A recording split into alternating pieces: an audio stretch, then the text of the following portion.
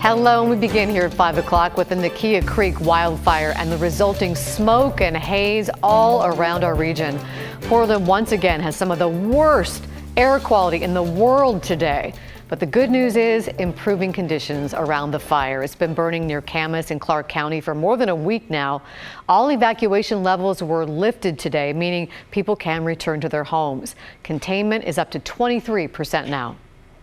Really, that's been our main goal since we've gotten here, is to get a line around the fire, to keep it as small as we possibly can, put it out as quickly as we can, protect the natural resources in this area, and then keep the community safe and keep homes where they're at. Officials believe people setting off fireworks may have started the fire. They're looking for 2 men and 2 women associated with the light-colored Subaru that you can see. If you look really closely here at the top left of your screen, you can see that in the picture. It was taken the day the fire started. Deputies also tell us they've received a few reports of burglaries in the fire evacuation zone. At least 1 person has been detained. Let's take a live look outside now over downtown Portland. Does that look murky, like pea soup? That haze there. We're dealing with another day of smog and smoke around the metro area. But at last, the end is in sight. Thank you for joining us tonight. I'm Laurel Porter. We'll get an update from Matt on the forecast in just a moment, but let's start with our Mike Benner looking at the health impacts of all this smoke. Mike? Yeah, hey there, Laurel. Right now, we are on the roof of our KGW studios at Southwest 15th and Jefferson. And tell you what, every direction you look, you can see smoke. It really has just settled in over the Portland metro area. And with that comes some dangers, especially if you're outside too long. Late October days should not look like this, but here we are. Portland socked in by smoke from the Nakia fire burning in southwest Washington. I mean, if you just look around, you could see the smoke in the air and you could smell it. Carissa Dez tells us the smoke is irritating to her, but her real concern is her daughter. One of my kids has asthma, and she came home the other day saying that she couldn't breathe very well. That explains why some people are wearing masks. They're doing their best to avoid inhaling the particulate matter in the wildfire smoke. Those tiny particles can get deep into our lungs and into our bloodstream, and through that mechanism to our heart, lungs, organs, and cause health problems. Gabriella Goldfarb of the Oregon Health Authority says people with pre-existing heart and respiratory disease are most at risk. So too are pregnant women and kids. So it should come as no surprise that school districts across the area are either banning or limiting outdoor activities. It's really striking that this late in October that we are experiencing these kinds of smoke impacts. Very glad that the rain is coming, and that should help a lot and give some comfort to people. People like Carissa Dez, who in all likelihood has never wished for rain like she is right now. I'm really hoping it does, because my kids need outside time. They are a little rambunctious, and just being able to go outside is really important for them. Yeah, she is certainly onto something there. Playing outside does so much for a kid's well-being, but again, conditions just are not ideal. If you have to go outside, play it safe. Don't stay out too long, with the understanding that conditions should improve soon. Laurel? And that is good news. Thank you, Mike. Chief Meteorologist Matt Zaffino joins us now. Matt, the rain in the forecast you've been telling us about can't come soon enough to clear out our air. Well, the smoke will clear out before the rain even gets here. It's the wind, not the rain, that does the clearing of the smoke in the largest way. And we're actually beginning to see a little more definition from downtown Portland. There's a cloud deck here, but I think we're also beginning to see the smoke thin just a little bit. This is the beginning of the process. We're at 70 degrees. The wind at the airport is still calm. We'd like to see a good breeze blowing, but above the surface, there is some wind blowing up there. I'll show you that in just a minute. But this afternoon, Portland was third on the list of the cities around the world with the worst air quality. Number 1, Seattle. They can have that top spot, 215 on the air quality index. Number 2, Delhi, India, 198. Portland right behind at 180. And then right behind us, Wuhan, China.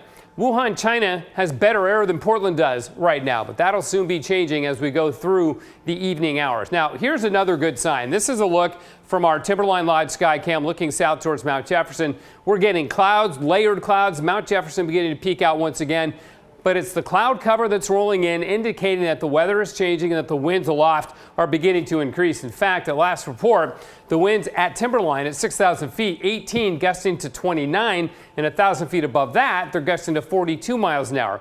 You may be thinking, why do I care? Well, that higher wind, those higher winds aloft will help to mix the air and help to clear the smoke out. So this is a good sign. This is what we want to begin to see happening so we can begin to turn our red dots to orange. In fact, that's new. Of the 6 sensors in the Portland area, these were all red an hour ago. Now the one to the north and west has improved a bit. It's in the unhealthy for sensitive group category, still not great, but it is showing that we're going in the right direction. Then upstream from us, you can see the air quality is actually quite good. Our computer modeling on the smoke also goes along with that. This is now, and this is all surface-based smoke. And by 9 o'clock tonight, it's pretty much out of here. Here are the fires. The smoke will get blown on off towards the east beginning tonight as the westerly winds continue to increase. So we will get out of this smoke tonight, clearing from west to east for the smoke well before the rain sets in. That doesn't happen until tomorrow afternoon, but it does happen, which is great news as well. And that's going to go a long way towards ending fire season this weekend. Laurel? All good news. The worst air quality list. We do not want to be on that. Thank you, Matt. There's some big changes also on the way at a dangerous Southeast Portland intersection, hours after Portland City Council voted unanimously for those improvements. In the past 2 weeks, one person died and a high school student was hurt in crashes at Southeast Powell and 26th. PBOT added 11 new school zone signs along Southeast Powell Boulevard and other locations near Cleveland High School. Cars will have to slow down from 25 to 20 miles an hour on both Powell and 26th. A PBOT spokesperson says they are determined to work with ODOT to make roads safer to drive, walk, and bike around. We're going to work with ODOT to study other safety improvements that they can install on other state-owned highways, such as Powell, such as Barber, such as Lombard. PBOT says they're also working to add back the green bike lanes and bike boxes to 26th and Powell to make streets safer for cyclists. 17 people have died since 2017 along the 7.5-mile stretch on Powell Boulevard. Oregon's candidates for governor are hoping the final gubernatorial debate can give them a boost before Election Day. We hosted it last night with our partners over at the Oregonian.